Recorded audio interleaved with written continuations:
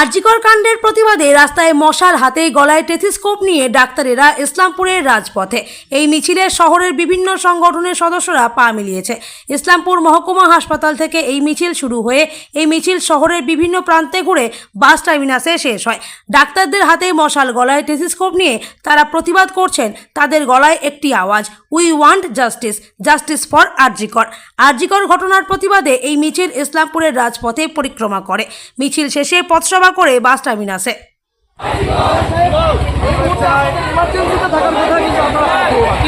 Emergency service চলছে, এটা বিঘ্নিত হয়নি, কিন্তু আমরা পথে আছি তিলোত্তমার যাতে বিচার পাক, তার জন্য সবাই জনসমক্ষে, শুধু আমরা নয়, পুরো জনতা আমাদের সঙ্গে একসাথে এক পায়ে হেঁটে আমাদের সঙ্গে চলছে।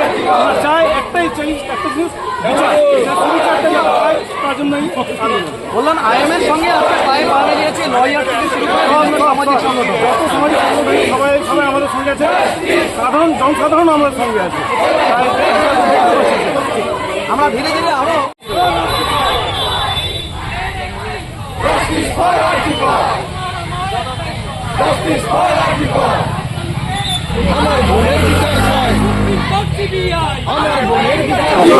ঘটনার প্রতিবাদেই আমাদের পথে নামা এবং এর যাতে সুবিচার পায় তার জন্যই আমাদের এই পথে। বললাম এর আগে একাধিকবার আইএমের যারা যে ক্ষোভ বিক্ষোভ করেছেন, প্রতিবাদ জানিয়েছেন, তারা বলছেন প্রমাণ লোপাট হয়েছে। আপনাদের দাবি থাকছে না যে যারা প্রমাণ লোপাট করেছে তাদেরকেও গ্রেফতার করতে হবে? তাদের সাথে তাদেরকেও যাতে সুবিচার পায় বা তারাও যদি বিচারের আওতায় আসে, সেটার জন্যই আমাদের আজকে পথে নামা। সবথেকে বড় কথা হচ্ছে চিকিৎসা ব্যবস্থা একটা ইমার্জেন্সি পরিষেবা, সেই পরিষেবাকে বিঘ্নিত হতে হলো একটা নটকারজনক ঘটনা। আমরা তো এরকমভাবে নামতে চাইনি, আমাদের স্থান তো হাসপাতাল। বাধ্য হয়ে আমাদের আজকে পথে নেমে আন্দোলনে সামিল হতে হয়েছে। ঠিক, অনেক ধন্যবাদ। আমরা কথা বলবো এই মুহূর্তে ডক্টর শম্ভুর বন্দ্যোপাধ্যায় গলায় স্টেটো জুড়িয়ে এই মুহূর্তে তারা শহর পরিক্রমা করছেন। শম্ভুবাবু, প্রত্যেকের একই প্রশ্ন প্রত্যেকের কাছে আমার, উই ওয়ান্ট জাস্টিস প্রত্যেকে বলছে, পক্ষ বিপক্ষ প্রতিপক্ষ, ক্ষমতাসীন দল বিরোধী দল, ডাক্তাররাও বলছেন উই ওয়ান্ট জাস্টিস। এখনো কি জাস্টিস পাওয়া যায়নি কি মনে হচ্ছে? না, জাস্টিস তো পাওয়া যায়নি, এখনো তো যে তদন্ত চলছে সেটা ঘোর অন্ধকারে আছে। সেজন্য আমরা হাতে মশাল নিয়ে আজকে বেরিয়েছি, যাতে সেই অন্ধকার সরিয়ে দিয়ে আলোর তদন্তটা হোক। বলছি অ্যাপেক্স কোর্ট, ভারতের সর্বোচ্চ ন্যায়ালয় হচ্ছে সুপ্রিম কোর্ট, তার তদন্ত সিবিআই তদন্ত করছে, সেখানেও কি গড়িমসি দিচ্ছেন আপনারা?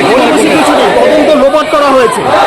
প্রথম 4 দিন পুরো ধুয়ে মুছে সাফ করে দেওয়া হয়েছে, কোনো ট্রেস রাখা হয়নি, তো যাতে সিবিআই যখন আসে হাতে নেয় তারা কোনো ট্রেস খুঁজে পাবে না।